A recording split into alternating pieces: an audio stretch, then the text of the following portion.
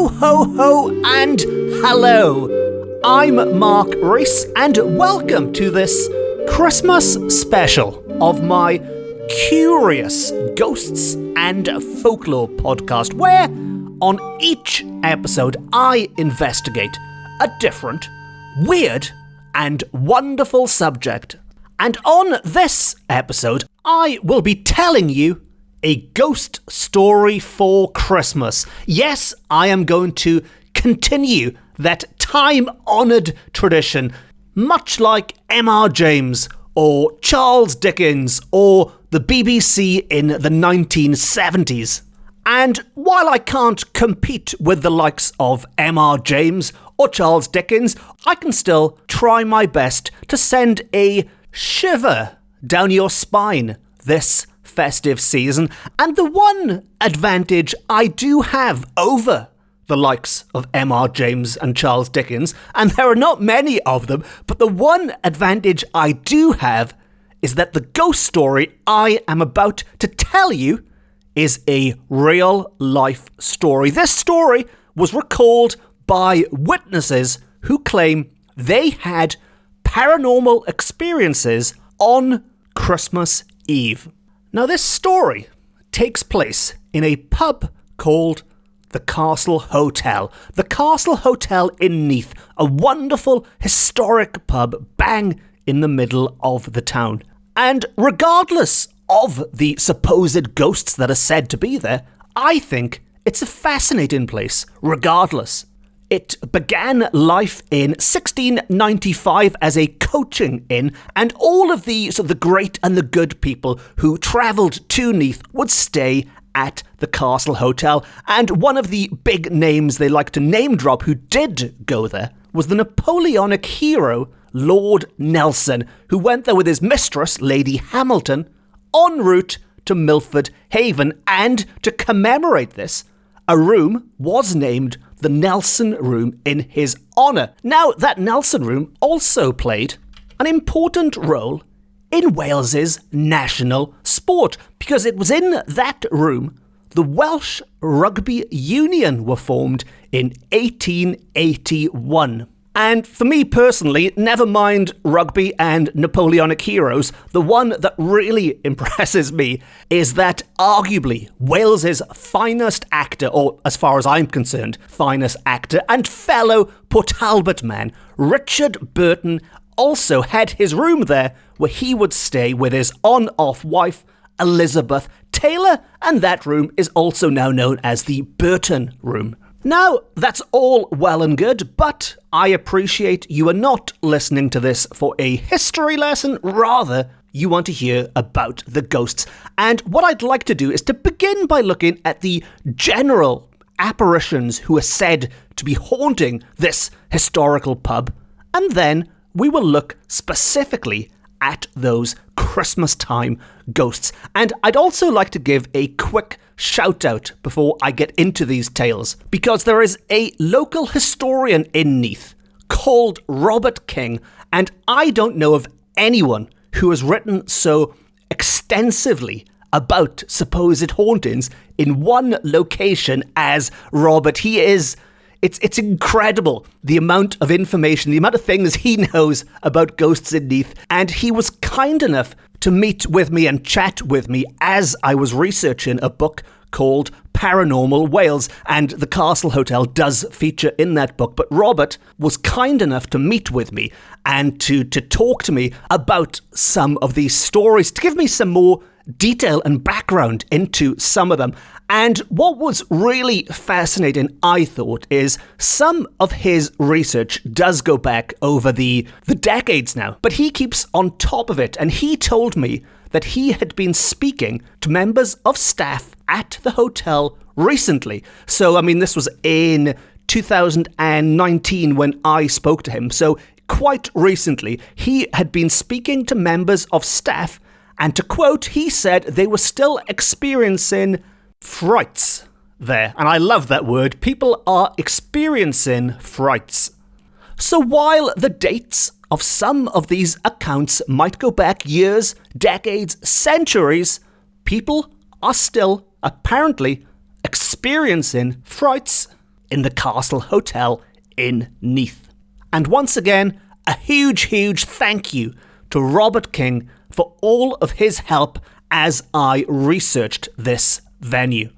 Now, as with most historical places, it does have its regular paranormal visitors, its local legends which people have been reporting since time began. Now, as mentioned, in the late 17th century, it was a coaching inn, and it was the stopping off point for the mail coach. And just outside the pub were the stables and the coach house where the horses could be rested. Now, this area has been totally redeveloped nowadays. There's a lovely little restaurant there, which I'm quite familiar with myself. But in the night time, people say they can hear the eerie neighing of horses and the clanging of the blacksmith's hammers filling the night air. And while I don't know if this is supernatural or not, I can confirm that there, to the best of my knowledge, are no horses and no blacksmiths near that restaurant nowadays. Now that is just outside. Inside the pub, there is a lady in white, a good old lady in white, and she is said to be wearing a white robe, and she walks the corridors at night. There is also a lady in black, another familiar variety of apparition, and this one descends the staircase before exiting the main doors, which fly open at her approach. Another local spook, and this is one that Robert did give me some nice little bits of information about, which, as far as I know, hadn't been published before. But there's a boy said to be an Edwardian boy, so this is early 1900s, and he has been seen by, to quote, many people playing in the green room. And Robert says, and again I'm quoting, that he is not a naughty boy, he's just running around, he's just playing. And there's a hidden trap door in this room, which you would not see. The room is open to the public, so you can go in there and sit and have a drink, and you would be totally oblivious to the fact that there is a hidden trap door which leads to a kitchen beneath street level. Now, there are some stories about some unusual activity in that old kitchen as well, but that, as they say, is a story for another day. Now, a rather unique ghost seen in the Castle Hotel, although this is another popular form of these old gothic characters who pop up in ghostly stories like the ladies in white and the ladies in black, and that is the ghost known as the headless cavalier. Now, the headless cavalier was spotted by a customer who apparently is not known for his flights of fancy, a level-headed customer. And as he sat there, alone, one day, reading his newspaper, he noticed, next to him, the feet of a fellow drinker. So he lowered his paper to see who it was, and his eyes raised from the feet up towards the man's body, and he was attired as if from the 17th century, which does go back to when this pub was first opened, but attired as if from the 17th century.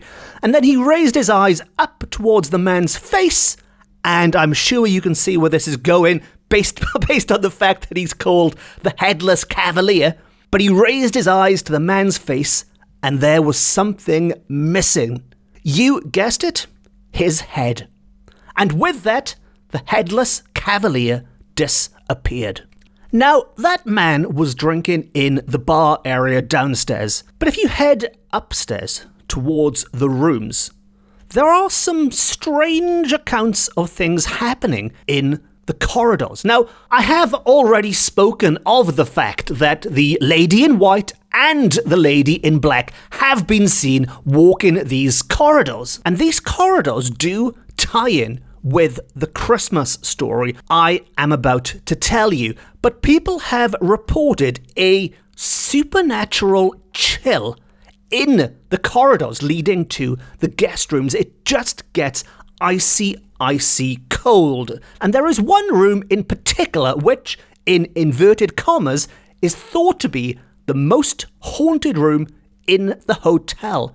So if you are booking a room in the hotel and you would like to see ghosts, this is the one to book.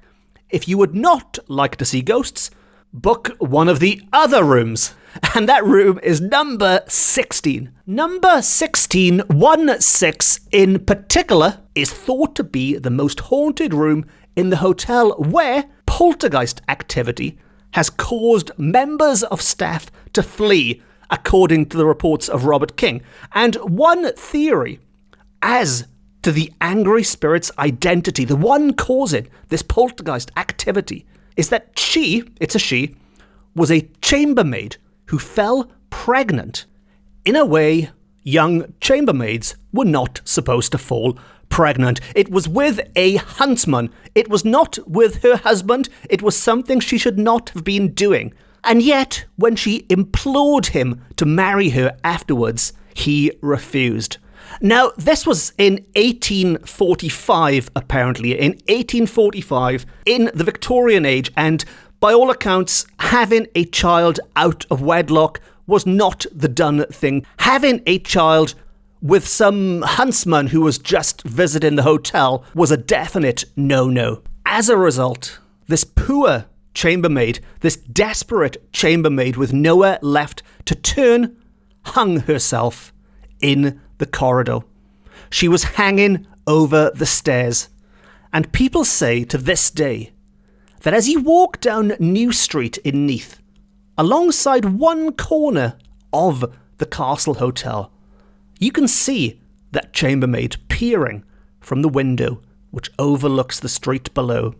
And on that eerie note, let us now turn to this ghost story for Christmas, the strange activity which takes place at the Castle Hotel in Neath. And I think as I tell you this story, there may or there may not be a connection with some of this other reported activity. Could that Edwardian boy who's just running around playing be involved? Could the lady in white, could the lady in black who walk the corridors be involved? Could this icy chill, could this tragic young chambermaid who fell pregnant and took her own life have some connection with this Christmas time phenomena? Well, I'll let you decide after telling you the story. Now, our story begins in 1998. There was a lot of festive spirit in the pub that night. And by spirit, I mean the traditional over-the-counter spirits, not the spooky kind of spirits that we talk about on this podcast. Or maybe you could say there were two types of spirit in the pub that night. Now, the staff were quite keen to get that place empty, locked up, and to get out and to, well, presumably get back to their own families ready for the big day. The bar was cleaned, the bar was closed, and only two people remained in that darkened hotel. It was the deputy manager and a fellow worker. And as they sat in the foyer, they heard a commotion upstairs. It sounded as if somebody was running along the landing. Now, there had been a lot of merrymaking that night. Maybe one of the locals had one too many and was running around upstairs, so they decided to go and investigate. And upon doing so, they did not find any human being then running around, but they did find a scene they were not expecting. All of the doors to the bedrooms, to those guest rooms, were wide open, and the lights in each room had been switched on. Now, this pub had been shut for the night. It had been shut for Christmas. They were ready to go home. Somebody had gone round every room, unlocking and opening the doors and switching on all the lights. They searched for a culprit, but they couldn't find a soul. And so in the end, they thought, well, look, let's just lock up again and get out of here. They went round each room. They turned off the lights once more. They locked the doors once more. And before going, they decided they should alert the owner. Now, I should point out quickly that this was in 1998. It has changed hands since then, maybe several times since then. But the owner at the time came along to see for themselves, and they brought their dog with them. Now, as regular listeners will know, I do like mentioning dogs on my ghost stories on this podcast. And if you go back to June or July, I had about 3 or 4 episodes about dogs in a row, including episode number 6, I believe, was the real-life Scooby-Doo dog who hunted ghosts, which is possibly my favourite Welsh ghost story ever. If you did want to go and listen to more dog stories afterwards, that's episode 6. But in this case, there was another ghost hunting Scooby-Doo dog who was taken along to the Castle Hotel by the owner, who joined his deputy manager and a fellow member of staff to investigate these strange happenings on Christmas Eve. Now, the 4 of them, 3 of them plus dog, I guess you could say 4, it is one of them. The 4 of them went upstairs together to investigate. Now, the 2 who had already been up there were slightly more nervous about it, but the 4 of them went upstairs, and sure enough, they found the lights were all back on, and the doors were wide open once more. Now, they had only just turned off those lights and locked those doors, and if this was somebody playing a practical joke, they were very, very quick about it, and they had some secret hiding place because they could find nobody. But they went upstairs, the scene had been reset, the doors were wide open, the lights were on, and then the dog became agitated. Something was not right. That dog knew that something was not right, and it began to run around, darting from room to room to room. And the other 3, they had another look. They searched everywhere. There was no trace of anyone, living or otherwise. Now that, in and of itself, is, I think, an interesting ghost story. There were 3, maybe 4 if you include the dog, witnesses to these unusual events. They could find no explanation. But our story does not end there. 2 years later, in the year 2000, on the same night, December the 24th, Christmas Eve, the sound of footsteps were heard, dashing along the landing of the empty pub. Now this time, it is not known if they went upstairs to investigate, but you could say that's one heck of a coincidence for the same phenomena to repeat itself. Now, at this point, Robert King did publish his book, which is where I first found this story, and as mentioned, after speaking to Robert, he did tell me that people were still experiencing frights. Whether or not those frights include Christmas Eve frights, I do not know, but I certainly like to think so. Now, very quickly, I do spend a lot of time in Neath at Christmas, as you do, because I live quite closely and I do a lot of work and stuff there, and I pop in to the Castle Hotel round about Christmas, and I'll be honest, I have not seen anything paranormal there myself, but I have had a lovely pint and a lovely glass of wine. So if you do find yourself in Neath, I can recommend popping in for a drink, and if you really want to find them, maybe you could go for a wander and look for these ghosts. Maybe by the trapdoor, maybe in the corridors to the guest rooms. Maybe you can see them watching you from the windows outside in New Street. All of which brings me to the point in the episode where I like to ask if you've had any experiences, be it in the Castle Hotel in Neath or any other pub in Wales or the world. Do you know of any other Christmas spirits of the paranormal variety which are said to be in these pubs? Do they make an appearance on December the 1st, maybe January the 1st, December the 24th or 31st, maybe every single day of the Advent calendar? If so, it's always great to hear from people. You can track me down, even if it's just to say hello. Just do a search for Mark Rees, and if you put the word ghosts or folklore or podcast in, I will pop up on top, and you can find my website, or you can find me on social media, and we can have a chat online all about this spooky stuff.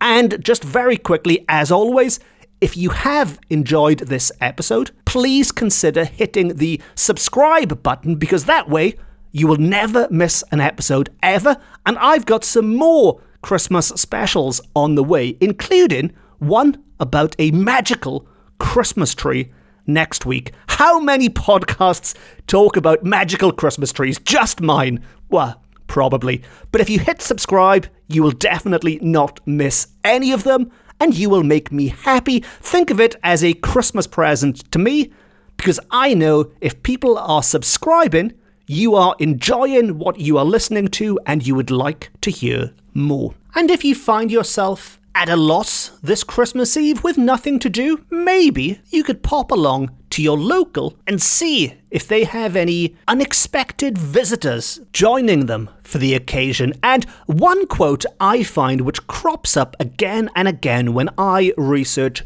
old ghost stories in the newspapers, especially those from the archives, is a quote from William Shakespeare's Hamlet.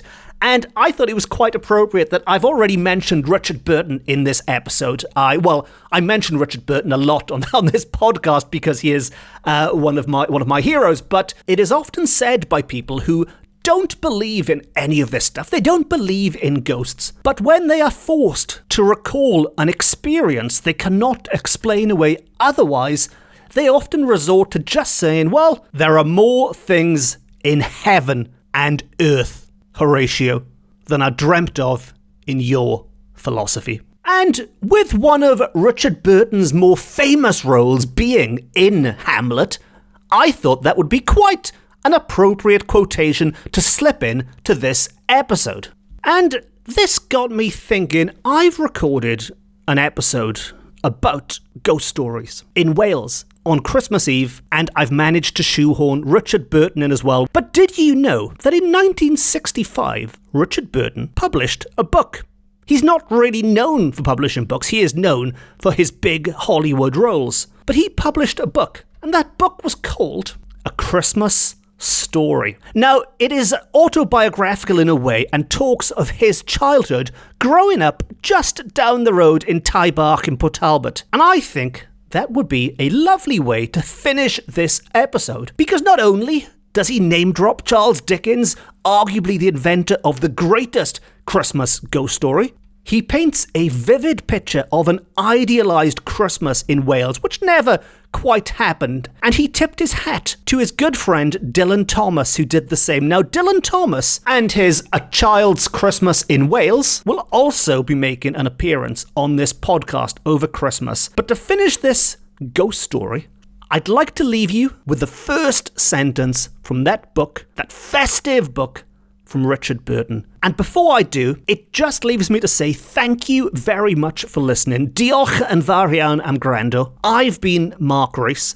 This has been my Ghosts and Folklore from Wales podcast. It's the best, it's the beautiful, it's the only Ghosts and Folklore podcast beaming to you from Wales to the world. And to quote Richard Burton, there were not many white Christmases in our part of Wales in my childhood. Perhaps only one or two. But Christmas cards and Dickens and Dylan Thomas and wishful memory have turned them all into white. Every Christmas in Wales is white, whether it was or not. Until next time, Merry Christmas, Nadolig, llawen, and nos da.